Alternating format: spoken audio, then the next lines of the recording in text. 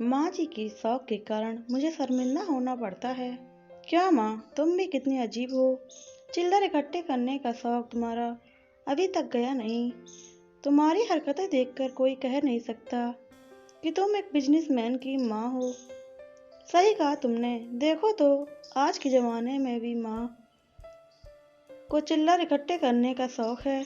उस दिन मेरी सहेली भी घर पर आई थी तो माँ के गुल्लक को देखकर हंस पड़ी कि तेरी सास आज भी गुल्लक रखती है।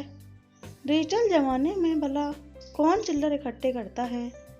कितना शर्मिंदा होना पड़ा था मुझे। चलो कोई नहीं, माँ को शौक है तो उन्हें पूरा करने दो। आशीष और मेघना की बात सुनकर कमला जी सिर्फ मुस्कुरा दी। कमला जी अपने बड़े बेटे बहू आशीष और मेघना के साथ रहती हैं। दो प्यारे पोते पोती हैं, धान्या 5 साल और समीर 11 साल। छोटे बेटे बहू जॉब के कारण दूसरे शहर में रहते हैं। कमला जी के परिवार में किसी चीज की कमी नहीं है। भगवान की कृपा से धन संपत्ति, परिवार सभी का सुख है। पर उन्हें जो सुख चिल्लर इकट्ठे करने में है मिलता है, वह कहीं नहीं। उनके इस अजीब से शौक के कारण घर में हर कोई उनका मजाक बना देता है। घर में ही क्या, आस पड़ोस हो या आशीष और मेघना के दोस्त, किसी को भी अगर पता चलता है तो वो लोग हंसते हैं। पर कमला जी को इस बात से कुछ खास फर्क नहीं पड़ता।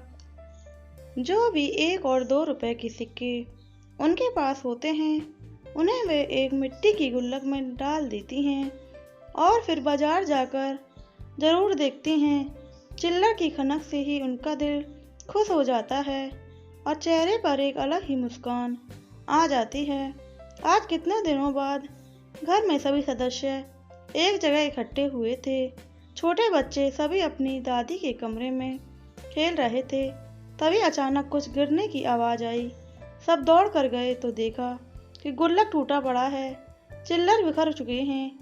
यह देखकर कमला जी की आंखों में आंसू आ गए। हालांकि उन्होंने कुछ कहा नहीं।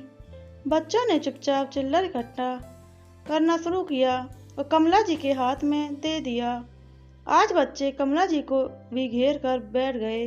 माँ, बताना तो पड़ेगा, आखिर आपको चिल्लर इकट्ठे करने में क्या सुख मिलता है और आपको ये अजीब शौक क्यों है।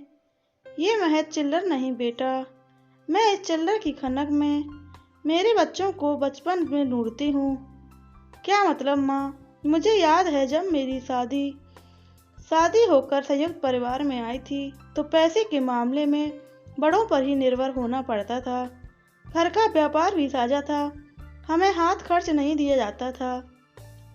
और तुम्हारे पिताजी छोटे भाई ठहरे, वे भी ज़्यादा कुछ नहीं कह पाते। एक एक पैसे के लिए हमें मोहताज होना पड़ता।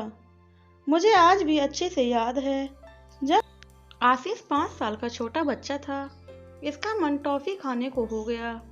तब इसने अपनी दादी जी के पास से 50 पैसे का सिक्का चुराया था और उसे ले जाकर घर के बाहर किसी मिट्टी में दबा रहा था ताकि बाद में उससे टॉफी खरीदी जा सके।